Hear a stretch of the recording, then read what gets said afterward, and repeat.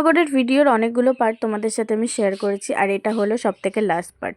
আর সবথেকে মানে পছন্দের জায়গা তো পুরোটাই, তার মধ্যে সবথেকে ভালো লাগার জায়গা হচ্ছে এটা। আর আগে জানো তো, বহু বছর থেকে আমি এখানে যাই। এই যে নিচটা দেখছো, যেখানে এখন অনেক ঘাস রয়েছে, সেখানে পুরো জল ছিল, মানে দুদিকেই পড়ে যাওয়ার একটা দারুণ রিস্ক ছিল, যেটা এখন আর নেই। এখন মনে হয় যে বাইরে পড়লে ওই শুকনো জায়গাতেই পড়বো, কোনো ব্যাপার না। আর কিন্তু রিস্ক তো অবভিয়াসলি আছে অল্প স্বল্প। সেটা হচ্ছে ওই যে সামনে গোল জায়গাটা, ওখানটা পুরো কুয়োর মতো করা। যেই টাইমটা আমি সেদিন গিয়েছিলাম সেই টাইমটা জল ছিল, তাই জন্য পড়লেও ভেসে যাওয়ার একটা সম্ভাবনা আছে।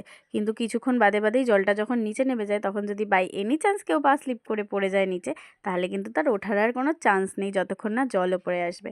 আর ততক্ষণে উঠতে না পারলে বা সাঁতার না জানলে মৃত্যু একদম দোরগোড়ায় চলে আসবে।